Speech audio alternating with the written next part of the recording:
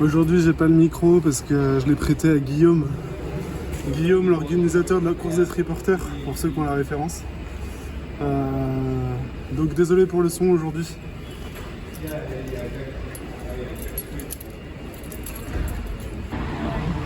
En vrai, le bois, il est pas trop foncé. Ouais. Moi, j'avoue que les vrais meubles, ils sont un peu foncés des fois. Bah, ça, en plus, ça assombrit un peu la pièce et tout. Petit commentaire.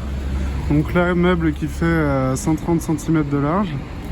En principe, je m'arrête à 20 cm, 120 cm, pardon. Mais là, petite exception, comme on est dans le 18e, c'est une course dans le 18e, un dimanche, il n'y a pas trop de gens sur la route. Donc j'ai fait une petite exception. Et voilà, meuble vintage trouvé sur le bon coin. Et on m'a demandé de le ramener. Donc j'ai rajouté 2 sangles, une qui l'empêche, voilà, c'est tenu par le diable, qui l'empêche de glisser vers le guidon, voilà, et une qui l'empêche de tout simplement trop bouger. Ça le maintient en fait sur la base du cargo, voilà, dans l'axe, je sais pas, vertical je dirais, et l'autre horizontal. Voilà, c'est parti.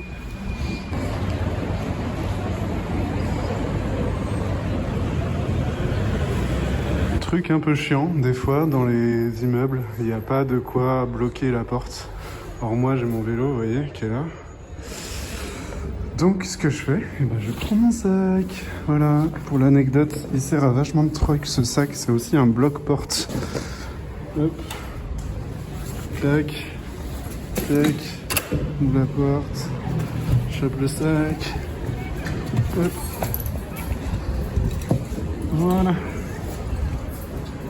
Et là, on peut sortir tranquillement par marche arrière. Alors là, c'est une course bien différente. Il s'agissait d'un clic-clac qu'une personne avait mis à vendre sur le bon coin, mais finalement, dans l'empressement, elle n'a pas eu le temps de le vendre et s'est transformé en don. Donc la personne qui m'a commandé cette course, finalement, elle a juste à payer la livraison, ce qui est plutôt une bonne affaire pour elle. Donc c'est vrai que c'est un gabarit qui est assez impressionnant.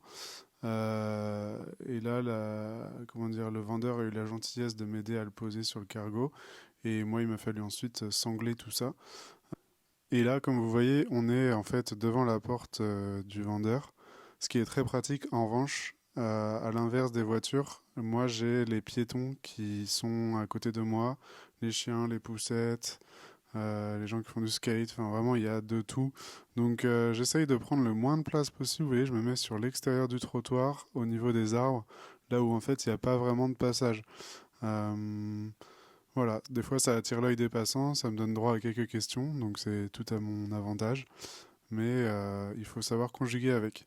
Donc là, je m'apprête à prendre la route et je rajoute un petit gilet fluo comme je peux à l'avant du vélo. Je m'achèterai certainement une petite, non pas une loupiote, mais quelque chose là qui pendouille pour pouvoir signaler un chargement encombrant. Et voilà le résultat. Donc en réalité, plus encombrant que lourd. Beaucoup me demandent si je vois à l'avant du vélo. En réalité, partiellement. Je vois quand je suis assis sur le vélo au-dessus légèrement, mais en réalité j'anticipe énormément à plutôt 10, 20, 30 mètres ce qui se passe devant moi pour être sûr de me prendre aucun obstacle, etc. Là c'est une course encore qui n'a rien à voir, c'est du traiteur. Et malheureusement des fois une adresse correspond à plusieurs portes. Donc là je vais être obligé de reculer pour pouvoir décharger au plus proche de la porte. Et vous voyez, toujours, je me mets un peu à l'extérieur. Ici, c'est fun fact parce que il y avait un artisan à côté de moi qui était en train de travailler. Et il se trouve que, voilà, hop, il est venu poser un carton juste devant l'objectif. Et moi, je trouvais ça assez rigolo parce que je m'en étais pas aperçu, j'étais en train de faire mes trucs. Et donc, voilà, une fois de plus, on n'est pas tout seul. Et faire un peu attention où on pose nos affaires. Là, c'était juste devant l'objectif, aucun risque de vol ou quoi que ce soit, mais voilà, c'est marrant. Il se passe des choses dont on ne s'aperçoit pas sur le moment. Et voilà, je disparais. C'était quelqu'un qui avait fini un déménagement et qui avait juste quelques affaires, quelques valises à amener pour terminer tout ça. Là, on passe sur un chargement de chaises pour des personnes qui font de l'import de mobilier vintage scandinave. Ça vient tout droit du sud du Danemark. Et bon, bah là, il y en a 4, plus 2 qui doivent être réparés. Donc j'en profite pour tout mettre sur le cargo, parce que tout va à la même adresse, là, en l'occurrence. Et bon, bah voilà, il suffit en fait que la base soit bien solide, bien sanglée au niveau du premier rang de chaises, et ensuite le deuxième va suivre sans trop de soucis. Encore une fois, le diable, vous verrez un peu plus loin dans la vidéo, va me permettre de caler une chaise devant, et une autre en fait va se glisser dans les pieds du premier modèle. Donc finalement tout rentre, on est au total à 6 chaises sur le cargo. Et en effet, je voyais pas très très loin devant moi, mais voilà, ça reste quelque chose de faisable quand on a l'habitude de faire du vélo cargo et d'appréhender les dimensions du vélo sur la route. En fait, on se rend pas bien compte, mais des fois, le plus long, c'est non pas le trajet, mais le chargement en lui-même. Être certain que rien ne va bouger, faut rien laisser au hasard, et souvent, avant de partir, je secoue moi-même mon vélo.